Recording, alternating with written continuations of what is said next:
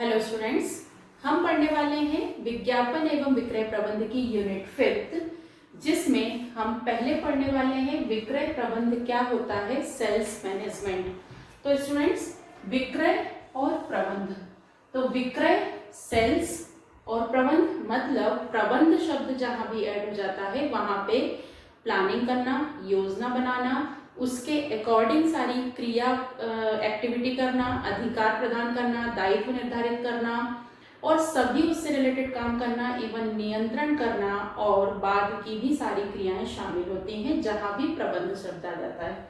और विक्रय है तो विक्रय प्रबंध का यदि हम आशय देखें तो विक्रय प्रबंध से आशय उन सभी क्रियाओं से है जो कि संस्था के उद्देश्य को प्राप्त करने के लिए कम से कम साधनों में अधिकतम लाभ प्राप्त हो और विक्रय से संबंधित योजना बनाना, संगठित करना, कर्मचारियों को अभिप्रेरित करना, वह सब कार्य सम्मिलित होते हैं। यदि हम देखें ये कार्य लिखे हैं तो ये सब कार्य जो है विक्रय प्रबंध में शामिल होते हैं। फिर अगले साल कितना विक्रय करना है, हमें कौन कौन से कर्मचारियों की आवश्यकता होगी, उनको ट्रेनिंग प्रोवाइड करनी है, उनकी सैलरी डिसाइड करनी है, विक्रय की नीतियां कि हम व्यक्तिगत विक्रय कितना करेंगे, हम विज्ञापन पर कितना खर्च करेंगे, ये सब जो है विक्रय प्रबंध के अंतर्गत शामिल होता है। तो अब यदि हमें परिभाषा लिखनी है विक्रय प्रबंध की तो हम कैसे लिखेंगे, तो विक्रय प्रबंध एक किसी भी संस्था का एक ऐसा विभाग है जिसके अंतर्गत विक्रय से संबंधित योजनाएं बनाई जाती हैं, नीतियां निर्धारित की जाती हैं, कर्मचारियों को भर्ती किया जाता है, प्रशिक्षण दिया जाता है, उनसे संबंधित नियम बनाए जाते हैं और विक्रय की सभी नीतियों को इस प्रकार सुव्यवस्थित ढंग से निर्धारित किया जाता है ताकि संस्था के उद्देश्य को प्राप्त करने के लिए कम से कम साधनों में अधिकतम विक्रय हम कर सकें। यह है इसकी व्यवस्थित परिभाषा। अब हम देखेंगे विशेषताएं, कैरेक्टरिस्टिक्स, जो कि मीनिंग से निकलती है। तो पहला है विक्रय प्रधान। विक्रय प्रबंध के अंतर्गत किसी भी संस्था का मेन उद्देश्य होता है अधिक से अधिक विक्रय करना। तो विक्रय प्रबंध में मेन फैक्टर क्या है, मेन तत्व क्या है, विक्रय प्रधान। इसमें सारी नीतियां जो होती हैं विक्रय को अधिक से अधिक करने से संबंधित होती हैं। विपणन प्रबंध का भाग है। विपणन मीन्स होता है मार्केटिंग। मार्केटिंग करना मतलब वस्तु जो बन रही है उसको बेचना, ग्राहकों तक पहुंचाना, तो विक्रय के थ्रू ही पहुंचती है। तो विपणन प्रबंध का एक महत्वपूर्ण पार्ट है सेल्स मैनेजमेंट। उद्देश्य, विक्रय प्रबंध का उद्देश्य क्या है, अधिक से अधिक विक्रय करना और संस्था को अधिक से अधिक लाभ पहुंचाना। और दूसरा उद्देश्य क्या है, सीमित साधनों में, कम से कम साधनों में अधिक से अधिक लाभ प्राप्त करने का प्रयास करना। निरंतर प्रक्रिया, सेल्स मैनेजमेंट ऐसा नहीं है कि एक बार कर लिया आपने देन खत्म हो गया है। विक्रय प्रबंध की प्रक्रिया शुरू से लेके आखिरी तक चलती रहती है और निरंतर चलती रहती है। विक्रय शक्ति का प्रबंध, विक्रय शक्ति अभी हम डिटेल में पढ़ेंगे। विक्रय शक्ति होता है सेल्स फोर्स। जैसे आर्मी की फोर्स होती है, जो आर्मी के बंदे होते हैं उनसे जो है फोर्स बनती है, ऐसी सेल्स फोर्स बनती है जो विक्रय का कार्य करते हैं। सेल्समैन, व्यक्तिगत विक्रय करने वाले जितने भी कर्मचारी हैं उनकी व्यवस्था करना। तो सेल्स मैनेजमेंट में कर्मचारियों की व्यवस्था करना, उनका पद डिसाइड करना, उनको प्रशिक्षण देना, उनके वेतन डिसाइड करना, उनकी सुविधाओं का डिसीजन लेना, वो सब इसमें आता है विक्रय प्रबंध में। तो ये है स्टूडेंट इसकी विशेषताएं। अब आपको उद्देश्य या कार्य आते हैं, तो ध्यान देना स्टूडेंट, विक्रय प्रबंध के उद्देश्य या कार्य, लाभ और विक्रय प्रबंधक के कार्य, विक्रय प्रबंधक के कार्य, इन सब के आंसर जो है लाभ, उद्देश्य, कार्य, इन सब के आंसर एक ही है। इवन अभी हम विक्रय संगठन पढ़ेंगे, उसके भी कार्य यदि आपको आते हैं तो ये सब विक्रय संगठन के भी कार्य हैं। ठीक है, तो कार्य कौन कौन से हैं, अब देखिए विक्रय का पूरा, सेल्स का पूरा मैनेजमेंट करना है तो क्या क्या कार्य करेंगे हम। एक लॉजिकली हम चीजें अपने दिमाग से सोचे कि आप सेल्स मैनेजर हो, विक्रय प्रबंधक हो, किसी कंपनी में आपको पूरा विक्रय का लेखा जोखा रखना है। तो सबसे पहले आप क्या करोगे, विक्रय की नीति बनाओगे, किस प्रकार से हमें विक्रय करना है, हमें होलसेलर को बेचना है, हमें डायरेक्ट शॉप खोलनी है। इस तरीके से आप जो है विक्रय की नीति बनाओगे, शर्तों का निर्धारण करोगे। उसके बाद है विक्रय का बजट बनाना। फिर आप जो है बजट फ्रेम करोगे कि कितना पैसा सेल्स में खर्च होगा, वो बजट बनाओगे। उसके बाद क्या करोगे आप, विक्रय संगठन तैयार करना, मतलब एम्प्लॉय ऑर्गेनाइजेशन पूरा, कौन कौन सा कार्य करने वाला है, कौन से किस व्यक्ति को किस पोस्ट पे बिठाना है, कौन कौन से अधिकार प्रदान करने हैं, तो वो जो है विक्रय संगठन आप पूरा ऑर्गेनाइजेशन तैयार करोगे। फिर है विक्रय पूर्वानुमान लगाना। हम जो है बजट बनाएंगे तभी ये काम कर लेंगे। विक्रय पूर्वानुमान सबसे मेन फैक्टर है कि अगले साल हमारी संस्था कितना सोच रही है विक्रय करने का। 10 लाख यूनिट बनानी है, 1 लाख यूनिट बनानी है, 4 लाख यूनिट बनानी है, कितनी यूनिट जो है हमारी फैक्ट्री में प्रोड्यूस होने वाली है जिनको हमें बेचना है। क्योंकि उसी हिसाब से आप क्या करेंगे, कर्मचारियों की व्यवस्था करेंगे, उनकी सैलरी आपको देखना पड़ेगी। फिर जितनी ज़्यादा यूनिट बनाएंगे बजट आपका चेंज होगा। तो पूर्वानुमान लगाना, फिर लग गया आपने कितना बनाना है, फिर आप क्या करेंगे, कर्मचारियों की भर्ती करेंगे, चयन करेंगे, नियुक्ति। भर्ती में बहुत सारी चीज़ें आती हैं, वैकेंसी की एप्लीकेशन निकालना, वैकेंसी की पोस्ट निकालना, फिर बहुत सारे आवेदन आएंगे, उन आवेदनों को आपको इकट्ठा करना, फिर उसमें से स्क्रूटनी करना, छटनी करना कि आपने जो योग्यताएं मांगी है, फिर उनका इंटरव्यू कंडक्ट कराना, ये सब चीज़ें इसमें आती हैं। उनका सिलेक्शन करना, इंटरव्यू कंडक्ट कराएंगे, उसमें से जो कैंडिडेट सेलेक्ट हुए हैं फिर उनको नियुक्ति पत्र देना। जो नियुक्त कर लिए हैं उनको ट्रेनिंग देनी रहेगी। यदि आपका कार्य इस प्रकार का है तो आप अपनी संस्था के हिसाब से उनको ट्रेन करेंगे। फिर कार्यों का निर्धारण करना, उनको वर्क बताएंगे कि भाई आपको इस एरिया में जाना है, आपको यहाँ पे माल बेचना है, तो ये करेंगे। फिर पारिश्रमिक तय करना, किस एजेंट को या किस एम्प्लॉय को किस पद को जो है कितनी सैलरी देनी है। फिर विक्रय की योजना बनाना, ये हो गया आपका। फिर विक्रय की योजना बनाना मतलब सेल्स टारगेट देना। जो सेल्समैन आपने अपॉइंट किए हुए हैं, जो विक्रय जो मेन आपने जो व्यक्तियों को अपॉइंट किया है, उनको टारगेट देना कि आपको इतना विक्रय एक दिन में करना है या महीने भर में आपका इतना टारगेट है। विक्रय लक्ष्य निर्धारित करना, विक्रय क्रियाओं पर नियंत्रण करना, कंट्रोलिंग, सबको अपना अपना काम दे दिया, उसके बाद वॉच करना कि सभी व्यक्ति अपने हिसाब से सही तरीके से काम कर रहे हैं या नहीं कर रहे हैं। मोटिवेशन देना, अभिप्रेरण करना, कहीं कुछ ऐसा हो रहा है कि कोई व्यक्ति ईमानदारी से काम नहीं कर रहा है। फिर अनुसंधान, रिसर्च आपकी डे टू डे में चलती ही रहेगी। तो सेल्स मैनेजर का या विक्रय प्रबंधन के अंतर्गत कार्य या इसके लाभ जो है कि हमें विक्रय इससे क्या लाभ होते हैं। अब लाभ लिखेंगे जब, इसकी थ्योरी जब आप लिखेंगे, डिटेलिंग करेंगे तो वह चेंज हो जाएगी कि विक्रय नीति एवं शर्तों का निर्धारण। तो हम उसमें क्या लिखेंगे कि सेल्स मैनेजमेंट से, विक्रय प्रबंध से हमारी विक्रय से संबंधित नीतियों का निर्धारण हो जाता है, तो हमें लाभ मिलता है। फिर विक्रय का बजट बन जाता है। तो इस प्रकार से आप लाभ लिखेंगे। विक्रय प्रबंधक के कार्य, तो ये कार्य जो है वो विक्रय प्रबंधक के भी कार्य हैं। ठीक है, अब हम पढ़ेंगे यहाँ पे विक्रय संगठन क्या होता है। विक्रय प्रबंध जो है बहुत सारी चीजों से मिलकर बना है, जिसमें पहला पार्ट है विक्रय संगठन, सेल्स ऑर्गेनाइजेशन। ये क्या होता है, फिर इसमें और भी चीजें शामिल होती है, तब मिलाकर पूरा बनता है क्या, विक्रय प्रबंध। तो विक्रय संगठन क्या होता है, ऑर्गेनाइजेशन। तो जब अलग से संस्था का एक विभाग होता है जिसके अंतर्गत विक्रय से संबंधित पदाधिकारियों को रखा जाता है, उनके अधिकार और उत्तरदायित्वों का निर्धारण किया जाता है, तो कहा जाता है कि वह विक्रय संगठन है, ऑर्गेनाइजेशन है। ठीक है, जिसका उद्देश्य वही होता है, अधिक से अधिक विक्रय करना और विक्रय से संबंधित पूर्वानुमान लगाना। तो कार्य यदि आते हैं आपको विक्रय संगठन के, तो यह सब उसी के कार्य हैं। ठीक है, अब उसके विभाग, विक्रय संगठन के कौन कौन से विभाग होते हैं। तो विक्रय करने वाला व्यक्ति किन किन चीजों पे ध्यान देगा, विज्ञापन विभाग होगा उसका, एडवर्टाइजमेंट, क्योंकि विक्रय उसको करना है। फिर अनुसंधान विभाग होगा, हमने पढ़ा था इसमें, अनुसंधान होता है, रिसर्च करनी पड़ती है कि कितना माल कौन से एरिया में बनेगा, बिकेगा, कौन से आय वर्ग वाले लोग खरीदने वाले, हमने विज्ञापन में ये चीज पढ़ी थी। फिर विक्रय विभाग तो रहेगा ही विक्रय संगठन में, विक्रय प्रवर्तन विभाग, सेल्स प्रमोशन डिपार्टमेंट, विक्रय को अधिक से अधिक हमने पढ़ा था, विक्रय प्रवर्तन की, विक्रय संवर्धन की जो मेथड्स हैं, कितने तरीके से हम जो है उनको उपहार दे सकते हैं, हम उनको डिस्काउंट दे सकते हैं, हम उनको जो है अधिक से अधिक विक्रय करने के लिए कूपन दे सकते हैं, हमने विद्या पढ़ी थी। प्रशिक्षण विभाग रहेगा, जो कर्मचारी यहाँ पर नियुक्त किए जा रहे हैं उनको ट्रेनिंग देने के लिए, तो वह भी इसके अंतर्गत रहेगा।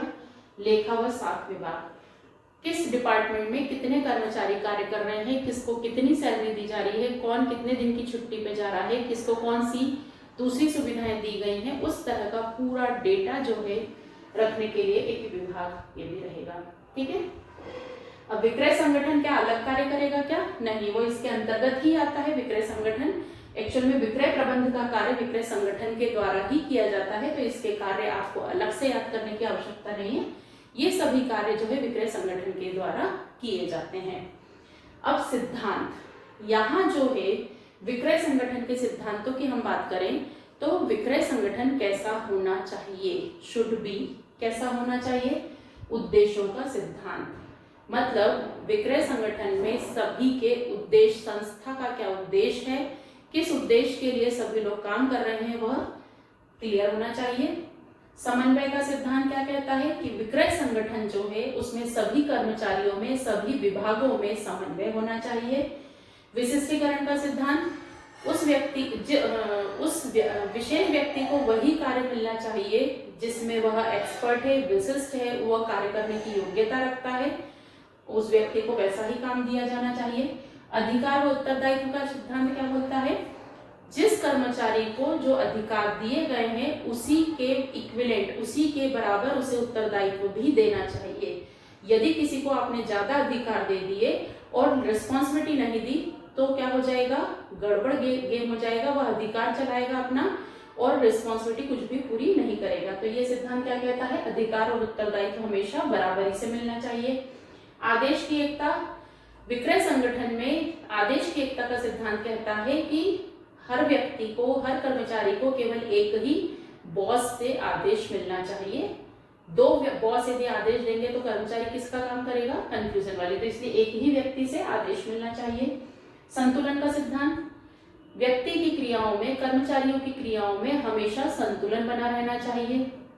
अपवाद का सिद्धांत, जो उच्च अधिकारी है उनके पास केवल विशेष प्रकार के केस, विशेष प्रकार के विवाद ही हल करने के लिए जाना चाहिए। सामान्य विवाद की स्थिति जो है निम्न अधिकारी द्वारा ही हल कर लेनी चाहिए।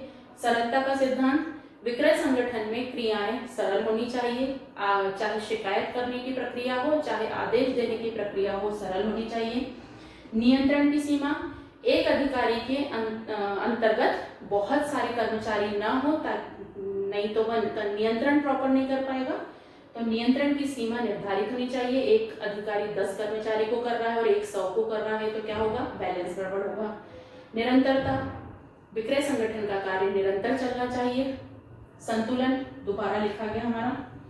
लोच का सिद्धांत, विक्रय संगठन में इस प्रकार की व्यवस्था होनी चाहिए कि जब भी परिवर्तन करना चाहें हम तो उसमें इजीली परिवर्तन हो जाए। तो सिद्धांत का अर्थ है यहाँ पर विक्रय संगठन कैसा होना चाहिए। ठीक है स्टूडेंट्स, हमने विक्रय संगठन जो है क्या होता है वो पढ़ लिया है, उसके सिद्धांत क्या होते हैं वो हमने समझ लिया है। अब हम समझेंगे कि विक्रय संगठन के प्रकार कितने प्रकार का होता है। तो विक्रय संगठन में संस्था अपनी आवश्यकता के अनुसार इन चारों में से किसी भी प्रकार का संगठन बना सकती है। पहले हम समझेंगे रेखा विक्रय संगठन।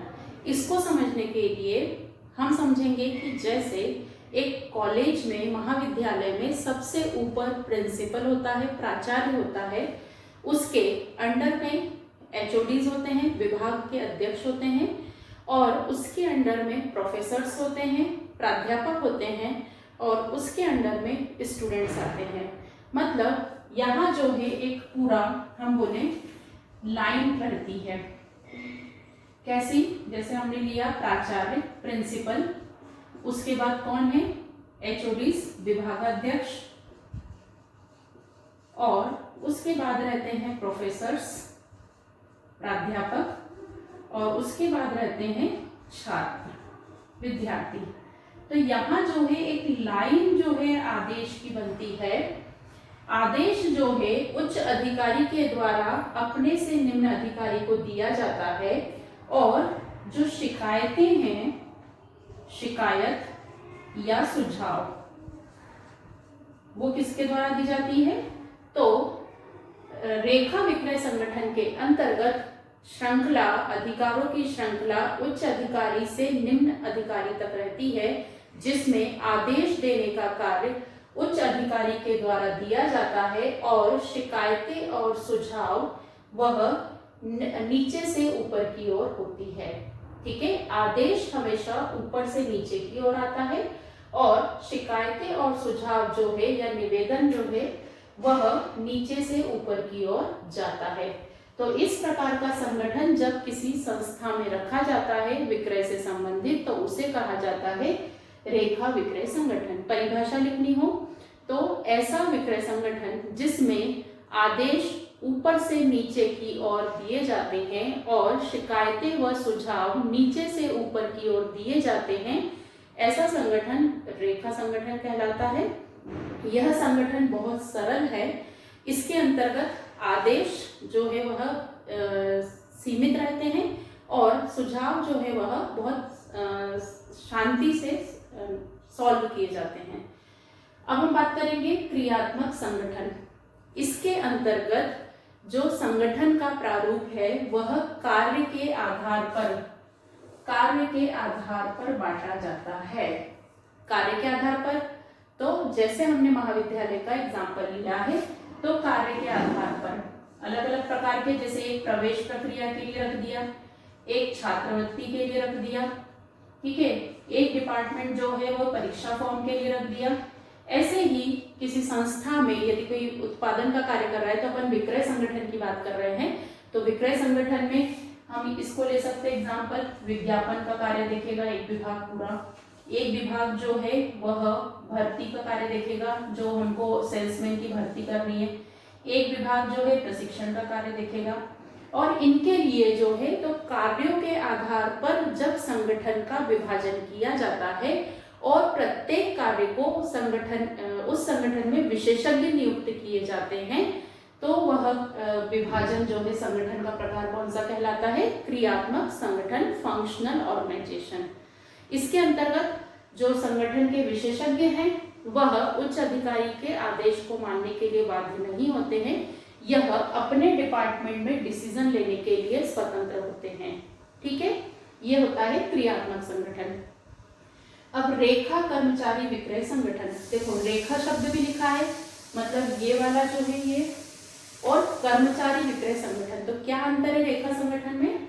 तो जब अधिकारों की श्रृंखला के साथ विशेषज्ञ भी दिए जाते हैं, एक्सपर्ट, मतलब प्राचार्य को सलाह देने के लिए एक्सपर्ट दे दिए, विशेषज्ञ दे दिए, विभागाध्यक्ष को सलाह देने के लिए यहाँ पर एक्सपर्ट दे दिए, प्रोफेसर्स को सलाह देने के लिए विशेषज्ञ हो गए।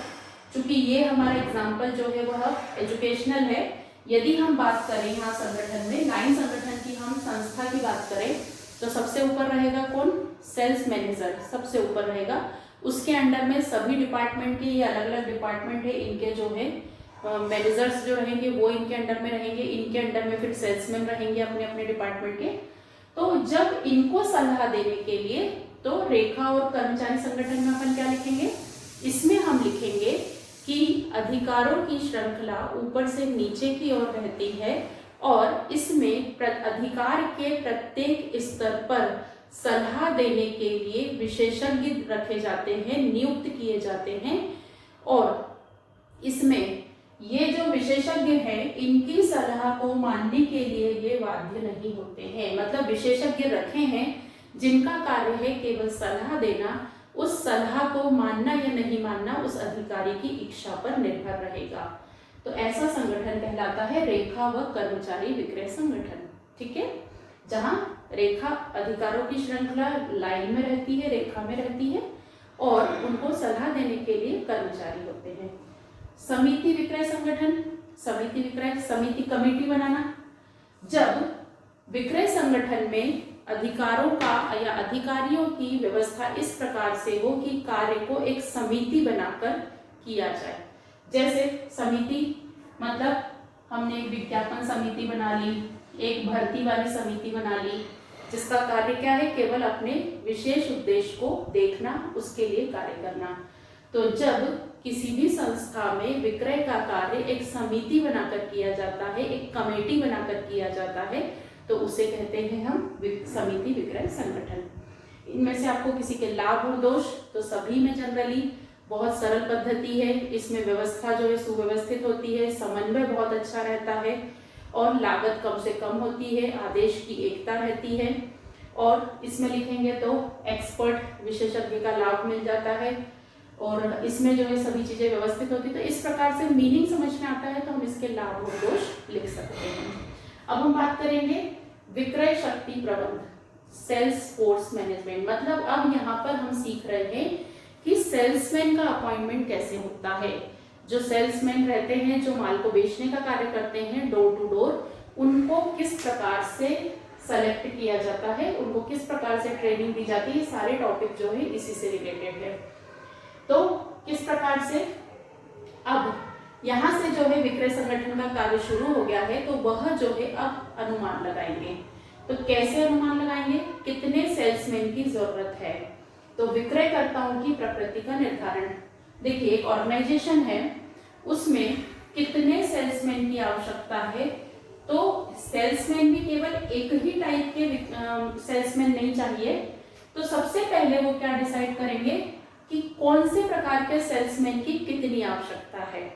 तो विक्रयकर्ताओं की प्रकृति का निर्धारण, कुछ सेल्समैन वो डिसाइड करेंगे जो होलसेलर के पास जाएंगे, कुछ सेल्समैन उन्हें ऐसे चाहिए जो कस्टमर से बात करेंगे, कुछ सेल्समैन ऐसे चाहिए जो कंपनी से बात करेंगे, कुछ सेल्समैन उन्हें ऐसे चाहिए जो रिटेलर से बात करेंगे। तो कितने प्रकार के सेल्समैन विक्रयकर्ताओं की आवश्यकता है और कौन कौन से प्रकार के, संख्या का निर्धारण करेंगे। फिर भर्ती के स्रोतों, भर्ती के दो स्रोत हो सकते हैं, एक आंतरिक स्रोत होता है इंटरनली और एक होता है बाह्य। तो इंटरनली मतलब अपनी कंपनी में ही यदि कोई जरूरतमंद है जिसको सेल्समैनशिप की जरूरत है, और बाह्य मतलब बाहर से, मतलब वही पूरा आप ऐड दे रहे हैं, विज्ञापन दे रहे हैं, उस विज्ञापन को देखकर जो है लोग आ रहे हैं, एप्लीकेशन जमा कर रहे हैं, तो उसको बोला जाता है एक्सटर्नल सोर्स से, बाह्य सोर्स से भर्ती करना। और आंतरिक सोर्स में हम जो है लोगों को बोल दिया है कि यहाँ जरूरत है, कोई हो तो भेज देना, तो उसको बोला जाता है आंतरिक। जब बाहरी तौर पे कोई विज्ञापन या न्यूज़पेपर में ऐड नहीं निकाला जाता है तो उसको आंतरिक सोर्स बोला जाता है। तो इस प्रकार से दोनों स्रोत में से कौन से सोर्स से हमें भर्ती करनी है, कर्मचारियों मतलब सेल्समैन को रखना है। फिर भर्ती करना मतलब हमने जो है यह पता लगा लिया कि कितने सेल्समैन की जरूरत है, किस प्रकार के सेल्समैन की जरूरत है, कौन से सोर्स से हम भर्ती करेंगे, उसके बाद हम क्या करेंगे, उनका सिलेक्शन करेंगे। फिर विक्रयकर्ताओं का चयन कर लेना। भर्ती करने में हम ये देखेंगे आवेदन कितने आए हैं, कौन कौन से हमारे जॉब के लिए अकॉर्डिंग टू सुटेबल हैं, इंग्लिश बहुत अच्छी आती है, यदि हमने कुछ अपनी बेसिक नीड्स रखी है विज्ञापन में तो उसके अनुसार जो हम सिलेक्शन और उसके बाद उनका इंटरव्यू वगैरह जो भी प्रोसेस करनी है उससे उनका चयन कर लेंगे। तो ये जो है हमारा विक्रय शक्ति प्रबंधन में पूर्वानुमान लगाना, मानव शक्ति का पूर्वानुमान। यदि ये क्वेश्चन आता है कि किस प्रकार से विक्रय शक्ति प्रबंधन में मानव शक्ति का पूर्वानुमान लगाया जाता है, एस्टिमेशन ऑफ ह्यूमन रिसोर्सेज, तो हम ये प्रोसेस करेंगे, उसकी प्रक्रिया लिखिए। उसके बाद क्या क्या समस्याएं आती हैं, सेल्समैन को क्या क्या समस्याएं आती हैं। जब माल बेचने जाता है सेल्समैन विक्रेता, तो उसको क्या क्या समस्याएं आती हैं। वस्तु की जानकारी देने में आप खुद को इमेजिन करिए, यदि आप खुद को कनेक्ट कर लेंगे तो आपको बहुत इजी पड़ेगा। मान लीजिए आप और हम सेल्समैन हैं, विक्रेता है, तो हमें क्या क्या समस्याएं आती हैं। तो हमें समस्या आती है माल को समझाने के संबंध में, कस्टमर को वस्तु की जानकारी देना। आज की डेट में कस्टमर इतना अवेयर होता है कि उसे बहुत सी वस्तुओं की जानकारी होती है, तो उसके तर्कों का समाधान करना और उसको वस्तु के बारे में समझाना। पहली बात तो घुसने ही नहीं देते हैं घर में, उसके बाद सुनने के लिए उतना टाइम नहीं देते हैं। फिर ग्राहकों को प्रभावित करना, उसके बाद ऑलरेडी वो जो है वो चीज यूज कर रहे होते हैं दूसरा, तो अपनी ब्रांड की वस्तु के लिए उनको प्रभावित करना, अट्रैक्शन देना, तो बहुत थोड़ा सा मुश्किल होता है।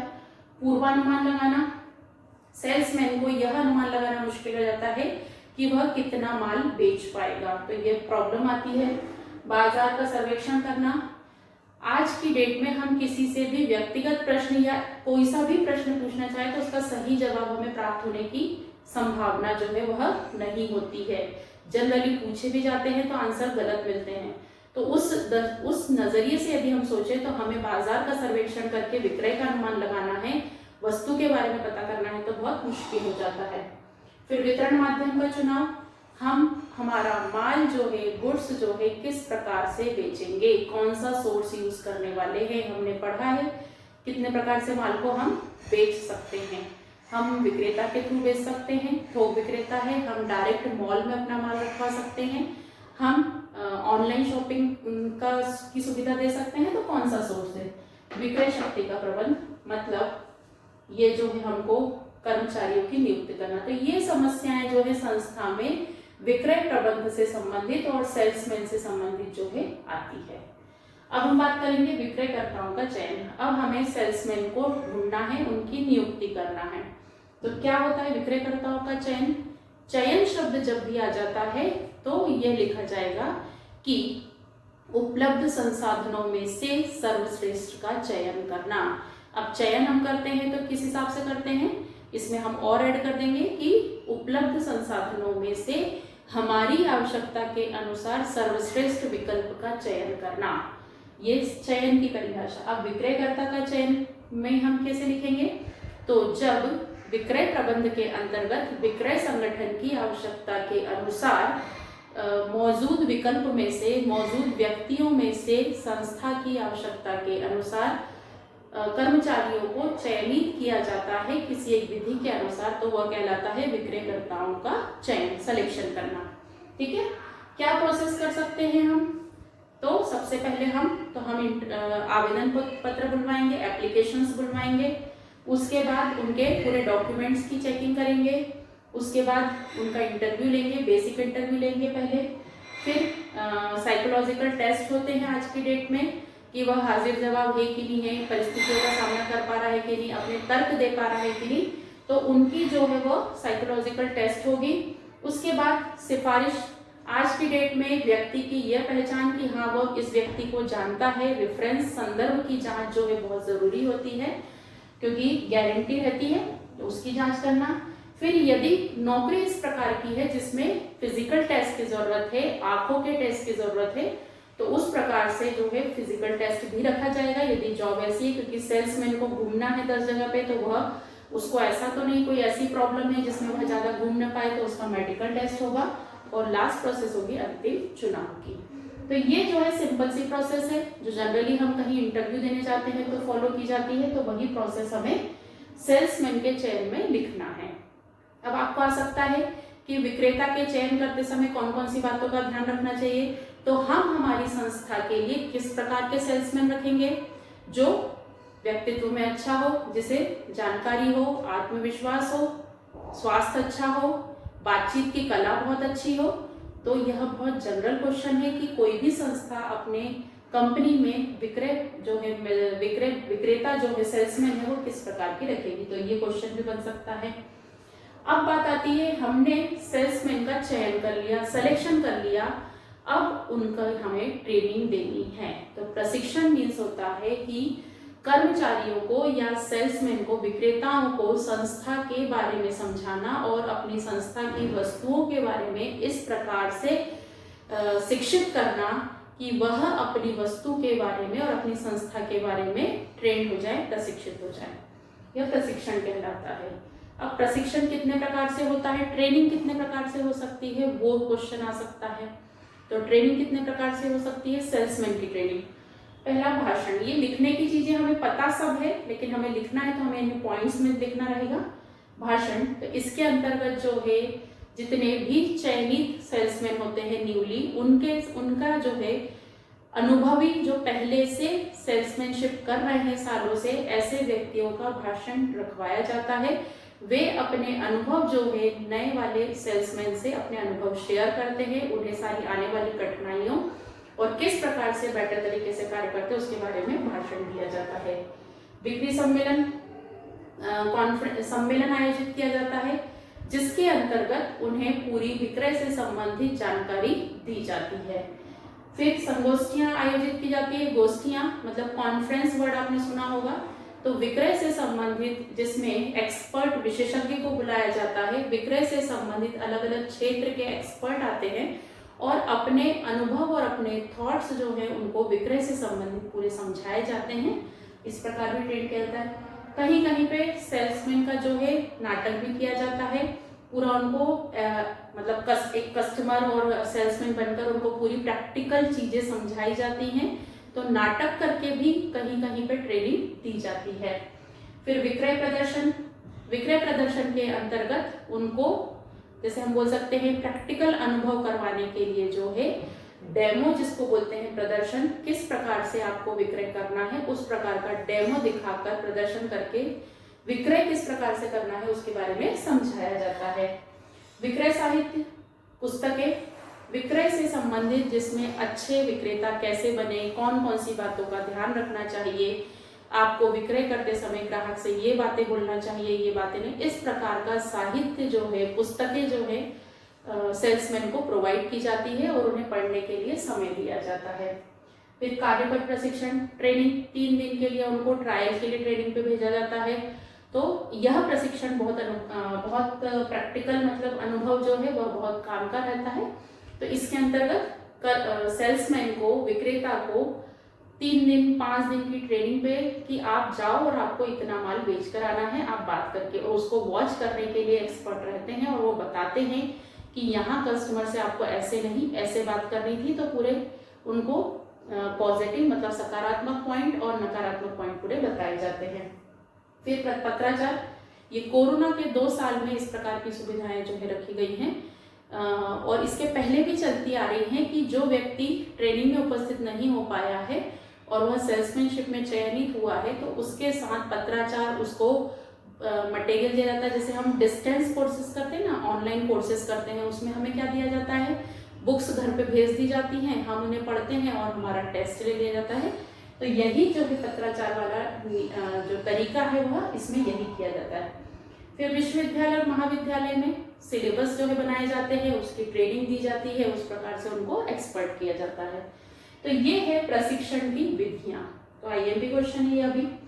अब इसके बाद हम लास्ट की बात करते हैं कि हमने ट्रेनिंग दे दी, कर्मचारियों ने अपना काम करना शुरू कर दिया है, अब हम बात कर रहे हैं उनको मोटिवेशन देने की, प्रोत्साहन देने की।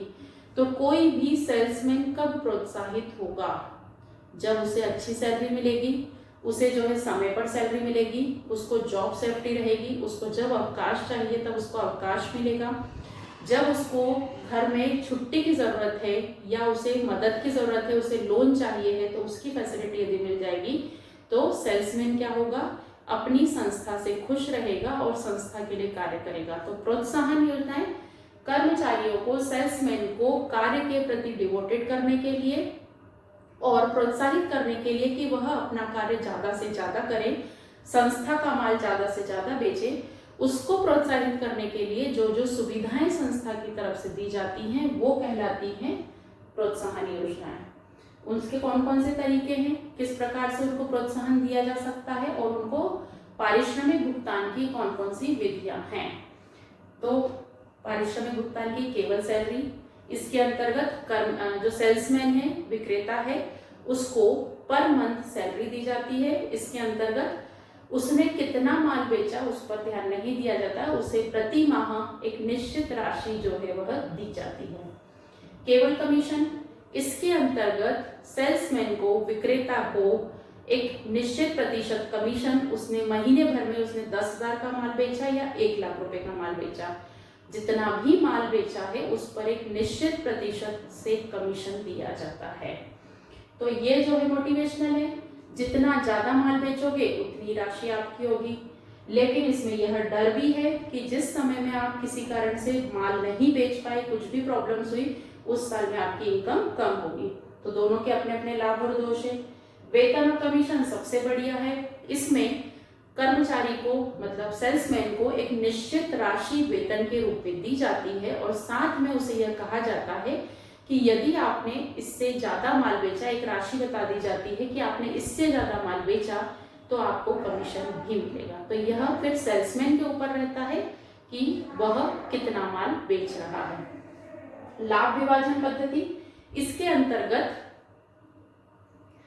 जो संस्था लाभ कमाएगी, जो भी कंपनी होती है, वह यह कहती है कि यदि कंपनी को इतना प्रॉफिट हुआ तो उसमें से 10% प्रॉफिट आपको भी दिया जाएगा। तो इससे क्या होता है, जो सेल्समैन है और ज्यादा मोटिवेशन से काम करते हैं, उन्हें यह पता है कि यदि कंपनी ज्यादा लाभ कमाएगी तो उसमें कुछ परसेंटेज मुझे भी मिलेगा, तो यह भी मोटिवेशनल है। फिर कोटा पद्धति, कोटा पद्धति जनरली सेल्समैन में चलती है, जिसके अंतर्गत उनको टारगेट दे दिया जाता है कि इस महीने में आपको इतना सेल्स कंप्लीट करना है, यदि आपने इसको कंप्लीट कर लिया तो आपको इतना % कमीशन मिलेगा। और निश्चित प्रतिशत से कमीशन तो मिल ही रहा है, लेकिन यदि आपने इतना टारगेट कंप्लीट कर लिया, कोटा निर्धारित कर दिया जाता है, यदि इतना कोटा आपने कंप्लीट कर लिया तो आपको कमीशन मिलेगा। फिर है आहरण व कमीशन पद्धति। यह जनरली ऐसे व्यक्तियों के लिए फायदेमंद है जिनको लोन की जरूरत है, जो उनको इस प्रकार की सुविधा दी जाती है जिसमें व्यक्ति को अपनी सैलरी, कमीशन उसे अभी नहीं मिला है, उसमें से वह अपने व्यक्तिगत जरूरत की पूर्ति के लिए पैसा एडवांस में ले सकता है, अग्रिम में पैसे को ले सकता है, और जब भी उसका कमीशन बनेगा उसमें से वह राशि समायोजित कर ली जाएगी। तो इस पद्धति का क्या लाभ है, इस पद्धति के अंतर्गत व्यक्ति को जब भी तुरंत पैसों की आवश्यकता है तो उसे तुरंत पैसे जो है अपने जॉब में से मिल जाते हैं। फिर विशेष कार्य पद्धति, यह जनरली जब कंपनी को अपने साल भर के टारगेट को पूरा करना होता है तो ये जो है उस समय में दी जाती है। तो सेल्समैन को कहा जाता है कि यदि इस महीने में आपने इतना टारगेट पूरा कर दोगे तो आपको कमीशन प्राप्त होगा। तो इस प्रकार से ये जो है आपकी कर्मचारियों को, सेल्समैन को प्रोत्साहित करने की विधियां हैं, वेतन भुगतान करने की विधियां हैं। तो ये है स्टूडेंट हमारा यूनिट 5 का मटेरियल कि विक्रय संगठन क्या होता है, बाकी विक्रय शक्ति का प्रबंध, भर्ती किस प्रकार होती है, 2 प्रकार से पढ़ी, आंतरिक और बाह्य, समस्याएं कौन कौन सी आती हैं, सेल्समैन का चयन किस प्रकार से होता है, उनको प्रशिक्षण कैसे दिया जाता है, और प्रोत्साहन योजनाएं कौन कौन सी हैं। तो यहाँ पर हमारी स्टूडेंट फिनिश होती है यूनिट 5।